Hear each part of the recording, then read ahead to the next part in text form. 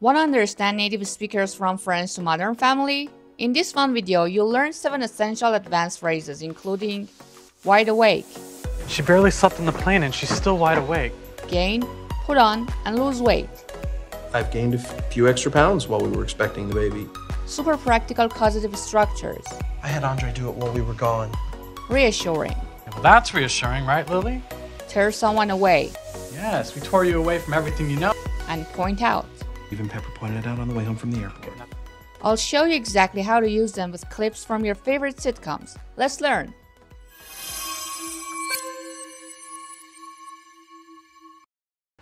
This doesn't worry you? She barely slept on the plane and she's still wide awake. Wide awake means to be completely and fully awake. It's not just being not asleep. It describes a state where someone is very alert, energetic, and not at all tired or drowsy. Think of it as the opposite of being sleepy. You can be a little wide awake. The phrase implies being at your maximum level of alertness. Mitchell says, She barely slept on the plane and she's still wide awake. this means that even though Lily is a little baby and has traveled a long way without sleeping, she's surprisingly alert, active, and showing no signs of being tired. Hey Cam, that orphanage, it was all women. Maybe she can't fall asleep unless she feels a woman's shape. I guess that's possible. So here. What the hell is that supposed to mean? Examples. I drank a strong coffee as soon as I got up, and now I'm wide awake and ready for the day. I drank a strong coffee as soon as I got up, and now I'm wide awake and ready for the day. It's 11 p.m. and the kids are still wide awake playing in their rooms. It's 11 p.m. and the kids are still wide awake playing in their rooms. The sound of breaking glass had me wide awake in a second. The sound of breaking glass had me wide awake in a second.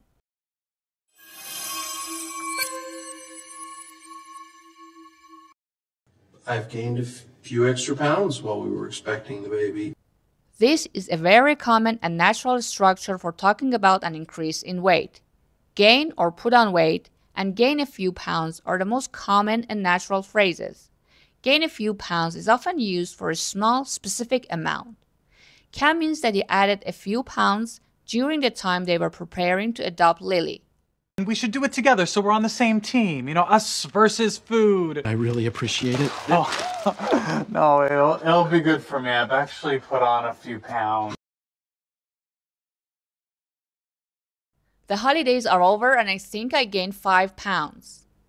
The holidays are over and I think I gained 5 pounds. It's easy to gain weight if you work a desk job. It's easy to gain weight if you work a desk job. Lots of people gain weight during their engagement. You did? I was pregnant. Every time I put on a little weight, I start questioning everything. Whoa, I put on a little weight? He put on a lot of weight during his vacation. He put on a lot of weight during his vacation. The opposite of to gain weight is to lose weight. I finally lost those last 5 pounds. I finally lost those last 5 pounds. He wants to lose weight before the summer. He wants to lose weight before the summer. Did you lose weight? You're so sweet to notice. Yes, I lost 3.5 pounds. Did you lose weight?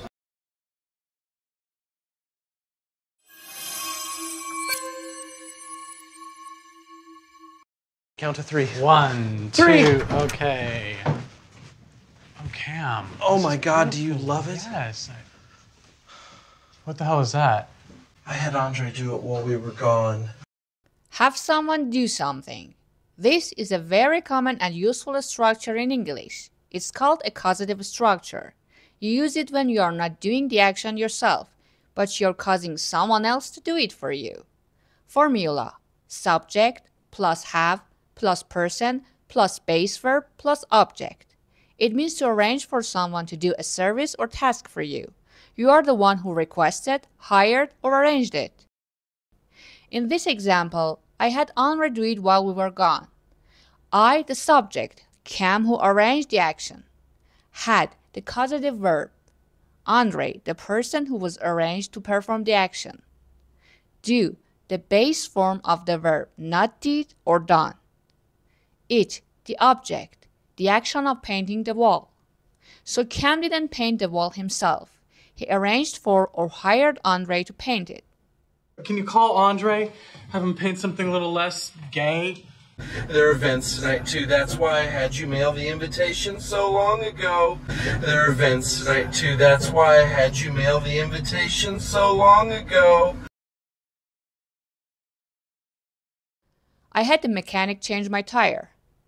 I had the mechanic change my tire. She will have her assistant send the email.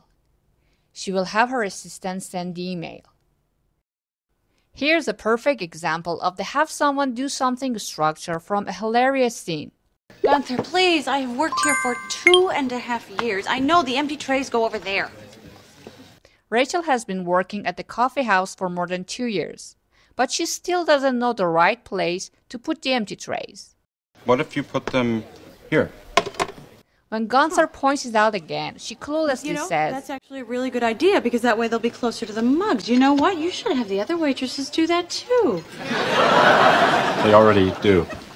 Do you know what? You should have the other waitresses do that too. Other similar structures. There are two other main causative verbs that work in a very similar way, get and make. The meaning changes slightly depending on which one you use. 1. Get someone to do something. This is very similar to have, but it often implies you needed to persuade or convince the person. Formula: subject plus get plus person plus to plus base verb. Example: I couldn't get the baby to stop crying.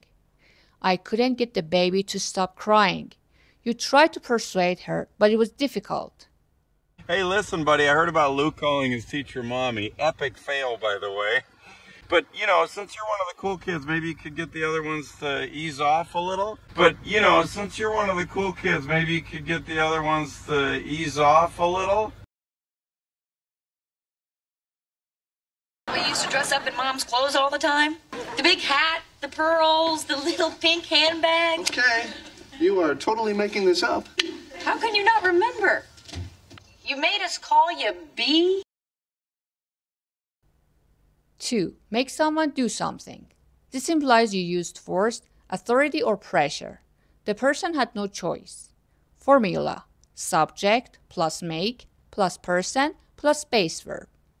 Example: my boss made me work late. My boss made me work late. I had to. It wasn't optional. I do treat you like an adult. You made me change my shirt 2 times before we left the house. You made me change my shirt 2 times before we left the house. Let me ask you guys something. I'm having new headshots taken tomorrow, right? And the photographer said that she thinks I should have my eyebrows waxed. Is that weird for a guy? I should have my eyebrows waxed. The passive causative, have something done. There is another very important related structure. Instead of focusing on who did the action, it focuses on the object that was serviced. Formula: subject plus have plus object plus past participle. You arrange for a professional service to be done to something you own. Examples: they had their house painted while they were on vacation. They had their house painted while they were on vacation. I can't believe this is gonna end. I guess I'll have my stuff picked up. I guess I'll have my stuff picked up.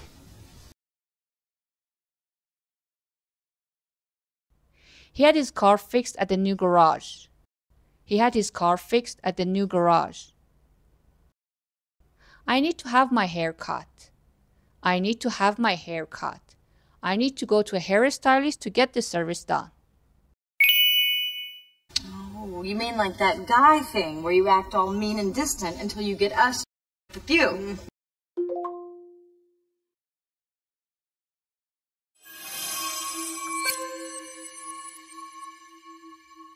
I had Andre do it while we were gone. Is that us with wings? We're floating above her, always there to protect her. Okay, well that's reassuring, right, Lily? Well, that's reassuring, right, Lily? Let's break down reassuring. Reassuring is an adjective that describes something that makes you feel less worried, afraid, or uncertain about the situation. It gives you back confidence and a sense of comfort. It comes from the verb to reassure, re plus assure. Assure means to tell someone something positively to dispel any doubts. The re prefix means again, so to reassure someone is to make them feel assured again after they felt doubt or fear. I tried to reassure my mom that my flight was perfectly safe. I tried to reassure my mom that my flight was perfectly safe. Cam's line, "We're floating above her, always there to protect her," is meant to be reassuring. We're floating above her, always there to protect her. He intends for the idea to comfort Lily or remove any worry that she might be alone or unsafe. Mitchell's sarcastic comment is funny because he's using the word ironically. Okay, well, that's reassuring, right, Lily? He means the exact opposite. The painting doesn't reassure him or Lily at all. He finds it creepy, over the top, and probably thinks that giant floating heads with wings would scare a baby, not comfort one. His sarcasm points out how what Cam finds comforting, he finds absurd. Let's see how it's used in both sincere and ironic ways. The doctor gave me a reassuring smile and said the procedure was very common and safe. The doctor gave me a reassuring smile and said the procedure was very common and safe. It's reassuring to know that I can always call my best friend, no matter what time it is. It's reassuring to know that I can always call my best friend, no matter what time it is. Your computer crashes and you lose your work. Your friend says, "Well, I'm sure it's safe somewhere." You might respond, "Oh, that's reassuring," meaning that does not actually make me feel better at all. A shaky ladder. Your coworker says, "Don't worry, this ladder has been wobbly for years and no one has fallen yet." You reply, "Wow, reassuring," meaning that it's terrifying.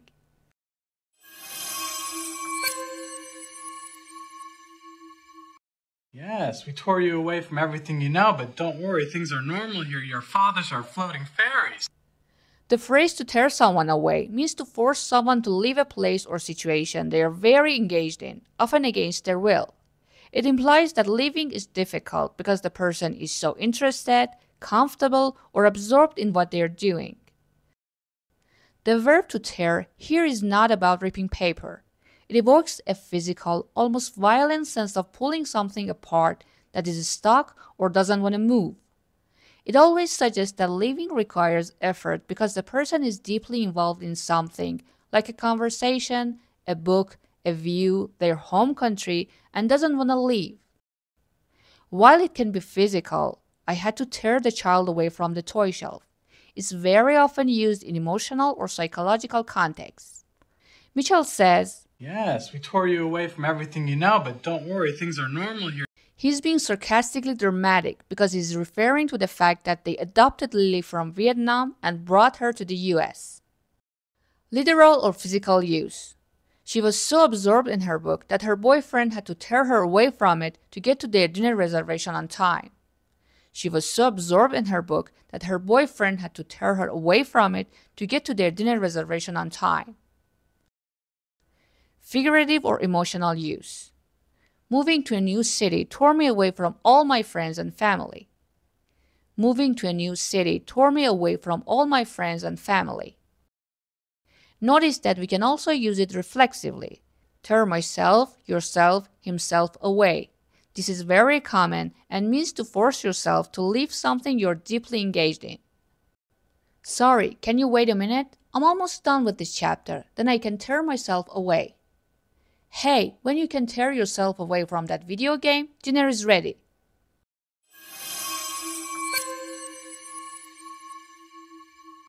Can you call Andre?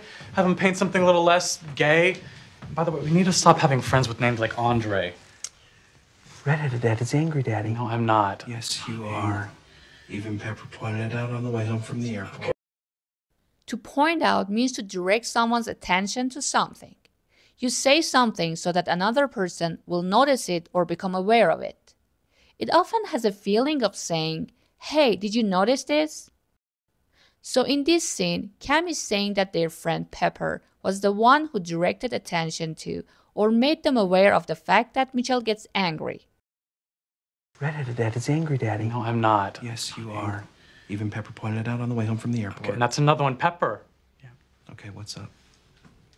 All right, look, I never told my family we were adopting a baby. It can be used for 1. Pointing out a physical thing. While we were hiking, she pointed out a beautiful bird in the trees. While we were hiking, she pointed out a beautiful bird in the trees. She said, "Look at that bird. Can you point out your house on this map? Can you point out your house on this map? Can you show me where your house is?" I don't know, maybe we could have a mock debate. Oh, good idea. That way Mom can rehearse her views on the issues. Yeah, we can point out all the little things she does that turn people off. Like that look. I would lose that look. We can point out all the little things she does that turn people off. 2. Pointing out a fact or information. I'd like to point out that the meeting starts at 9 a.m., not 10. I'd like to point out that the meeting starts at 9 a.m., not 10. I want to make everyone aware of this fact. The teacher pointed out that Chapter 5 is the most important for the test. The teacher pointed out that Chapter 5 is the most important for the test. Luke has a giant project due tomorrow for school that he hasn't even started, and Haley just informed me she needs 40 cupcakes for her school fundraiser, also due tomorrow. I'd like to point out I completed all my assignments on my own and on time.